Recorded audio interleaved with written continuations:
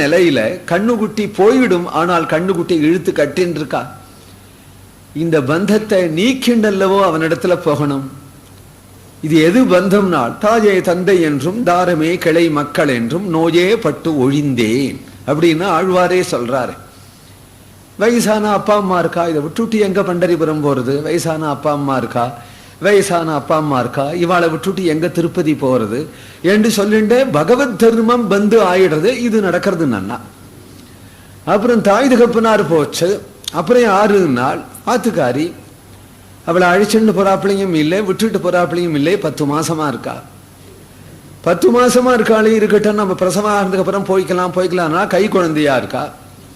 கை குழந்தையா இருக்காளே நினைச்சிருந்தாள்னா அப்புறம் திடீர்னு மறுபடியும் கர்ப்பம் ஆயிட்டா. ஆக இந்த பந்த தாய் ஆச்சு. தாயே தந்தை என்றும் தாரமே கிளை மக்கள் என்றும். அப்புறம் கிச்சு பிச்சுன்னு 4-5 மக்கள் ஆயிடுத்து. எல்லாத்தையும் இழுத்துட்டு நான் பண்டரிபுரம் போறது.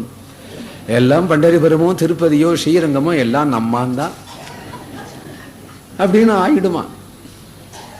அதனால ஆசை உண்டு, பகவான் பெருமாள் இடத்துல போகணும், எல்லாம் பண்ணணும், சப்தாகத்துக்கு போகணும், எல்லாம் உண்டு.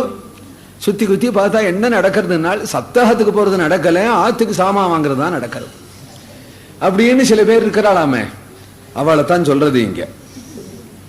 அவர்கள் இது தர்மமா அது தர்மமா, இது நியாயமா அது நியாயமா, இது கடமையா அது கடமையா அப்படின்னு நிர்ணயம் பண்ண முடியாம கடமைன்னு சொல்லிண்டு கிரக தர்மங்களை லோக தர்மத்தை செஞ்சுண்டு பகவத் தர்மத்தில இருந்து விலகி இருக்கிற நிலை என் நிலை.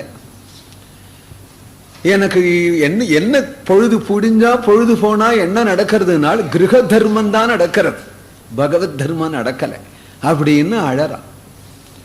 வத்சதராயதார்த்தாக